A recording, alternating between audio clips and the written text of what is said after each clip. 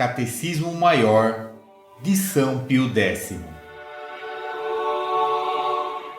Áudio 22 de 22. Breve História da Religião. Terceira parte. Uma breve história da Igreja. As perseguições e os mártires. Mas a fé cristã teria que passar por duríssimas provas para que se manifestasse claramente que vinha de Deus e que somente Deus a sustentava. Nos 3 primeiros séculos de sua existência, a saber, no transcurso de 300 anos, muitas perseguições terríveis levantaram-se contra os discípulos de Jesus Cristo por ordem dos imperadores romanos. A guerra suscitada contra os cristãos não era contínua, mas se recrudescia após intervalos curtos, e então era necessário que dessem razão à sua fé. Constrangia-os a oferecer incenso aos ídolos, e se recusavam a isso, sujeitavam-nos a todo tipo de ultrajes, penas e tormentos que a malícia humana era capaz de inventar, e até mesmo a própria morte. Eles não davam nenhum motivo de ódio para seus inimigos. Reuniam-se para suas devoções e para assistir ao divino sacrifício comumente em lugares subterrâneos, escuros e solitários, que ainda subsistem em Roma e em outros lugares, chamados cemitérios ou catacumbas. Mas nem por isso evitavam o perigo de morte. Inumeráveis multidões deles deram testemunho, com o derramamento de seu sangue, da fé em Jesus Cristo, por cuja confirmação os apóstolos e seus imitadores haviam morrido. Por isso são chamados mártires, que significa testemunhas. A Igreja reconhecia essas preciosas vítimas da fé, recolhia seus cadáveres, dava-lhes sepultura honrosa nos lugares santos da dormição e os admitia às honras dos altares. A Igreja não teve paz sólida até que o imperador Constantino, que vencedor de seus inimigos, favorecido e alentado por uma visão do céu, publicou editos dando a todos liberdade de abraçar a religião cristã. Os cristãos voltavam a tomar posse dos bens que lhes foram confiscados. Ninguém poderia perturbá-los por causa de sua fé. Não deviam ser mais excluídos dos cargos e posições de Estado. Podiam erguer igrejas e, por vezes, o próprio imperador custeava-lhes os gastos. Os confessores da fé que estavam na prisão foram libertados. Os cristãos começaram a celebrar suas reuniões com esplendor e os mesmos gentios sentiam-se atraídos a glorificar o verdadeiro Deus. Constantino derrotou seu último concorrente, tornando-se senhor do mundo romano, e viu-se a cruz de Jesus Cristo tremular resplandecente nas bandeiras do império. Em seguida, dividiu o império em oriental e ocidental, fazendo de Bizâncio, no Bósforo, uma nova capital, que embelezou e chamou Constantinopla, em 330 d.C. Esta metrópole rapidamente transformou-se numa nova Roma, em função da nova autoridade imperial que nela residia. Então, o espírito de orgulho e novidade se apoderou de alguns eclesiásticos constituídos ali, em alta dignidade, que ambicionavam o primado do Papa e de toda a Igreja de Jesus Cristo. A partir dali surgiram gravíssimos conflitos durante muitos séculos, e finalmente o desastroso cisma, com que o Oriente se separou do Ocidente no século IX, subtraindo em grande parte a divina autoridade do Pontífice Romano, que é o sucessor de Pedro, vigário de Jesus Cristo.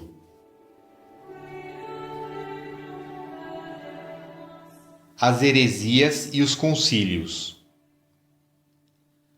Quando saía vitoriosa da guerra exterior do paganismo e vencia a prova de ferozes perseguições, a Igreja de Jesus Cristo, assaltada por inimigos interiores, entrou em guerra interna, muito mais terrível. Guerra longa e dolorosa, que iniciada e alimentada por maus cristãos, seus filhos degenerados, ainda não chegou ao fim, mas da qual emergirá a Igreja triunfante, conforme a palavra infalível de seu divino fundador, a seu primeiro vigário na terra, o apóstolo São Pedro. Tu és Pedro, e sobre esta pedra edificarei a minha igreja, e as portas do inferno não prevalecerão contra ela.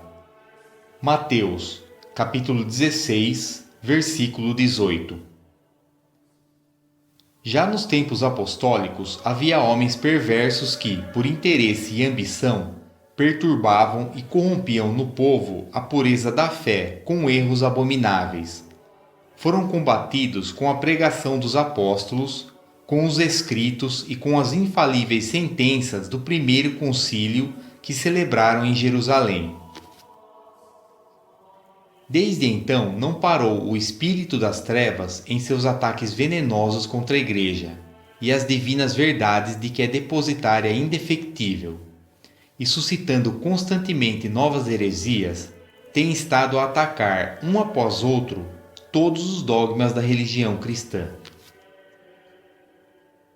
Entre outras, são tristemente notórias as heresias de Sabélios, que desafiou o dogma da Santíssima Trindade; de Manes, que negou a unidade de Deus e admitiu duas almas no homem; de Ário, que não quis reconhecer a divindade de Nosso Senhor Jesus Cristo; de Nestório, que recusou à Santíssima Virgem a excelsa dignidade de Mãe de Deus e distinguiu em Jesus duas pessoas; de Eutiques, que não admitiu em Jesus mais do que uma só natureza; de Macedônio, que combateu a divindade do Espírito Santo; de Pelágio, que atacou o dogma do pecado original e da necessidade da graça; dos iconoclastas, que rejeitaram o culto das sagradas imagens e das relíquias dos santos; de Berengário, que se opôs à presença real de Nosso Senhor Jesus Cristo no Santíssimo Sacramento; de João Rus, que negou o primado de São Pedro e do Romano Pontífice; e finalmente a grande heresia do protestantismo, no século XVI, forjada e propagada principalmente por Lutero e Calvino. Estes inovadores, ao rejeitar a tradição divina, reduzindo toda a revelação à Sagrada Escritura e subtraindo a mesma Sagrada Escritura ao legítimo magistério da Igreja para entregá-la insensatamente à livre interpretação do espírito privado, demoliram todos os fundamentos da fé, expuseram os livros sagrados às profanações da presunção, da ignorância e abriram a porta a todos os erros. O protestantismo, ou religião reformada, como orgulhosamente a chamam seus fundadores, é o compêndio de todas as heresias que houve antes dele, que houve depois e que podem ainda nascer para a ruína das almas. Com uma luta incansável que dura 20 séculos, a Igreja Católica não cessou de defender o depósito sagrado da verdade que Deus lhe deu e de amparar os fiéis contra o veneno das doutrinas heréticas. A imitação dos apóstolos, que sempre exigiu a necessidade pública, a Igreja, congregada no concílio ecumênico ou geral, definiu com toda clareza a verdade católica, dogma da fé que ela propõe a seus filhos, e arrojado de seu seio os hereges, lançando contra eles a excomunhão e condenando seus erros. O concílio ecumênico ou geral é uma augusta assembleia através da qual o Romano Pontífice convoca todos os bispos do mundo e outros prelados da Igreja, presidida pelo mesmo Papa em pessoa ou por seus legados. A esta assembleia, que representa toda a Igreja docente, está prometida a assistência do Espírito Santo, e suas decisões em matéria de fé e de costumes, depois de confirmadas pelo Sumo Pontífice, são seguras e infalíveis como a palavra de Deus. O concílio que condenou o protestantismo foi o Sacrossanto Concílio de Trento, denominado assim por causa da cidade onde se celebrou. Ferido com esta condenação, o protestantismo viu desenvolver-se os germes da dissolução que levava em seu organismo viciado. As discussões o dilaceraram, multiplicaram-se as seitas, que dividindo-se e subdividindo-se, reduziram-se a pequenos fragmentos. No presente, o nome protestantismo já não significa uma crença uniforme e generalizada, mas um acúmulo, o mais monstruoso, de erros privados e individuais. Recolhe todas as heresias e representa todas as formas de rebelião contra a Santa Igreja Católica. No entanto, o espírito protestante, que é o espírito de liberdade desenfreada e oposição a toda autoridade, não deixou de se espalhar, e muitos homens que, inchados com uma ciência vã e orgulhosa, dominados pela ambição e interesse, não hesitaram em forjar ou dar incentivo a transtornadoras teorias da fé, da moral e de toda autoridade divina e humana. O Sumo Pontífice Pio IX, depois de ter condenado nos sílabos muitas das proposições capitais desses irresponsáveis cristãos, para aplicar o machado à raiz, havia convocado em Roma um novo concílio ecumênico. Começou felizmente sua obra ilustre e benéfica nas primeiras sessões, que se celebraram na Basílica de São Pedro, no Vaticano, de onde veio o nome Concílio Vaticano I. Quando em 1870, pelas vicissitudes dos tempos, teve que suspendê-las. É de esperar que, acalmada a tempestade que agita momentaneamente a Igreja, o Romano Pontífice organize e leve adiante o trabalho providencial do Santo Concílio, e que, desfeitos os erros que agora combatem a Igreja e a sociedade civil, possamos ver em breve a verdade católica brilhar com nova luz e iluminar o mundo com seus eternos resplendores.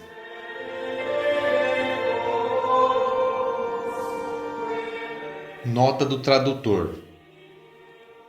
Em 25 de dezembro de 1961, através da bula papal Humanae Salutis, o Papa João XXIII convocou o 21º Concílio Ecumênico da Igreja Católica, ou Concílio Vaticano II, que foi realizado em 4 sessões e terminou no dia 8 de dezembro de 1965, sob o pontificado de Paulo VI. Em 4 sessões, mais de 2.000 prelados convocados de todo o mundo discutiram e regulamentaram vários temas da Igreja Católica. As suas decisões estão expressas em 4 constituições, 9 decretos e 3 declarações elaboradas e aprovadas pelo Concílio. Embora a intenção fosse a de atualizar a Igreja, adaptando-a ao mundo de hoje, os frutos deste concílio, que foi pastoral e não dogmático, para muitos estudiosos ainda não foram totalmente compreendidos, resultando por isso vários problemas complexos de serem solucionados, uma vez que algumas das propostas, posteriores interpretações e aplicações pareceram levar a Igreja a um estado de contradição com seu passado de 2000 anos de existência.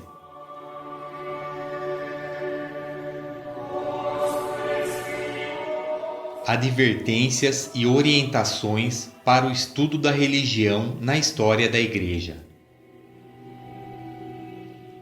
Aqui termina este nosso resumo, pois não é possível seguir passo a passo os vários eventos da Igreja, complicados com os acontecimentos políticos, sem dizer coisas que sejam facilmente compreendidas ao entendimento comum, e sem se desviar do fim e do objetivo destas páginas.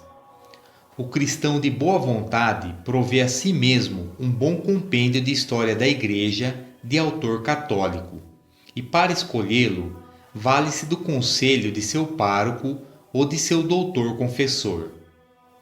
Leia com espírito de simplicidade e humildade cristã, e verá resplandecer em sua mãe, a Igreja, os caracteres com que nosso Senhor Jesus Cristo tem distinguido a única verdadeira Igreja que Ele mesmo fundou, a saber, una, santa, católica, apostólica e romana.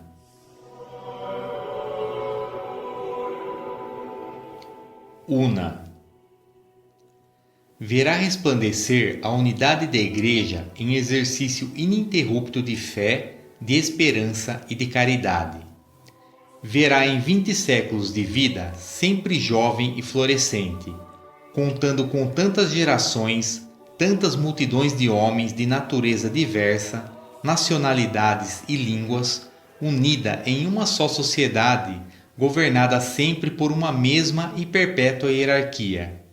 Professar as mesmas crenças, confortar-se com as mesmas esperanças, participar de orações comuns e dos mesmos sacramentos, sob a direção dos legítimos pastores.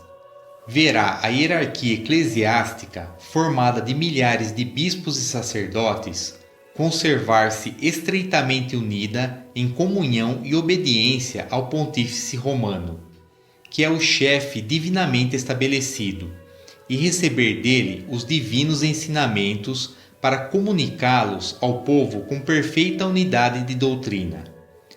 De onde vem tão maravilhosa união? Da presença e assistência de Jesus Cristo, que disse aos seus apóstolos: Eis que estou convosco até a consumação dos séculos.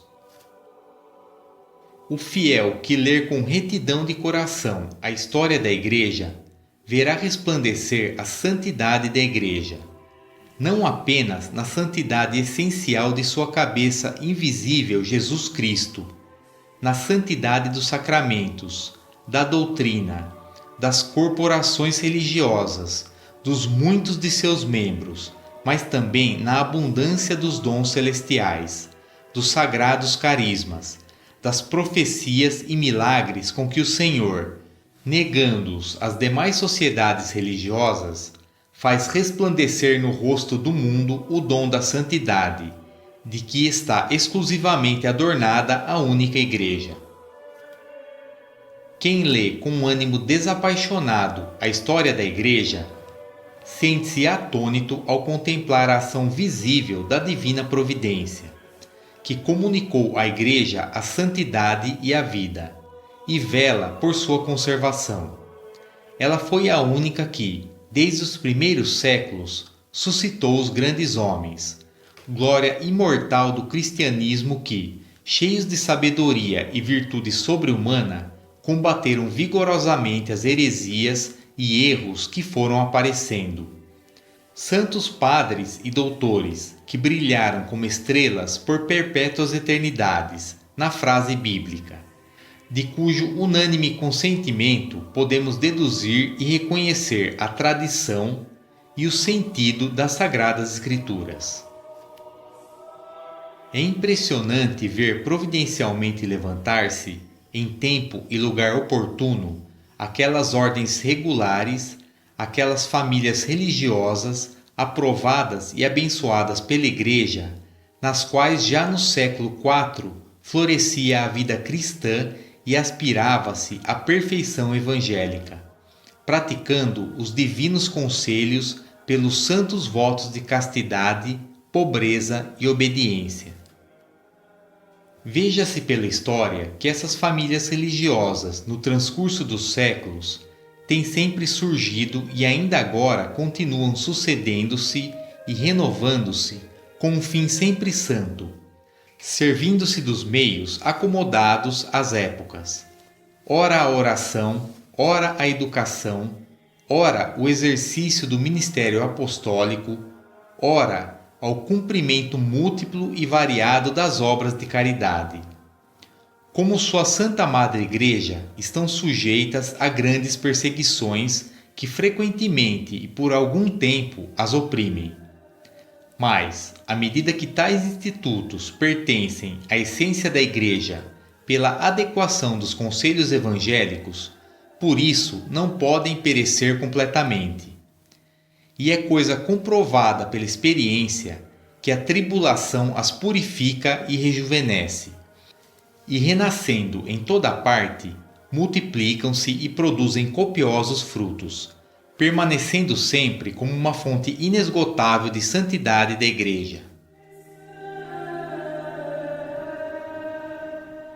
Católica. Verá com amargura o fiel que fartas vezes, no curso dos séculos, grande multidão de cristãos, mesmo nações inteiras, são miseravelmente separadas da unidade da Igreja.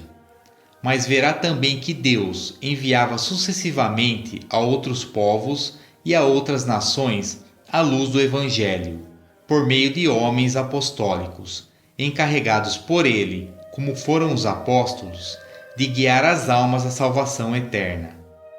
E se consolará ao reconhecer que o Senhor se digna confiar em nosso século este apostolado a centenas e milhares de sacerdotes, de religiosos de todas as ordens, de virgens consagradas, os quais correm as terras e os mares do velho e do novo mundo para expandir o reino de Jesus Cristo. De onde seria um erro dar crédito às bravatas dos incrédulos, que o catolicismo está se extinguindo no mundo, como se os homens já não atendessem a outra coisa senão ao progresso das ciências e das artes. Pelo contrário, é evidente a partir das estatísticas que o número total de católicos nas 5 partes do mundo, apesar das perseguições e dificuldades de todos os tipos, cresce a cada ano, e espera-se que, se tornando cada dia mais fáceis os meios de comunicação e com o favor divino, não haverá então terra acessível onde em uma modesta igreja e ao redor de um pobre missionário não haja um grupo de cristãos unidos em pensamento e coração com seus irmãos de todo o mundo. E, por meio dos bispos e vigários apostólicos legitimamente enviados pela Sé Romana, ligados à mesma em unidade de fé e comunhão. E é isso que é chamado de catolicidade da Igreja. Ela só pode ser chamada de católica universal, isto é, de todos os tempos e de todos os lugares.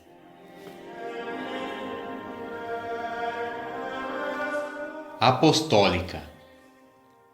Ao contemplar a história da Igreja, verá o fiel suceder-se entre incríveis dificuldades tantos romanos pontífices que, revestidos na pessoa de Pedro das mesmas prerrogativas que a ele concedeu Jesus Cristo, vão comunicando também a jurisdição aos sucessores dos outros apóstolos, dos quais nenhum jamais se separou de Pedro, como ninguém poderá separar-se da Sé Romana sem deixar de pertencer à Igreja, que por isso se diz e realmente é apostólica.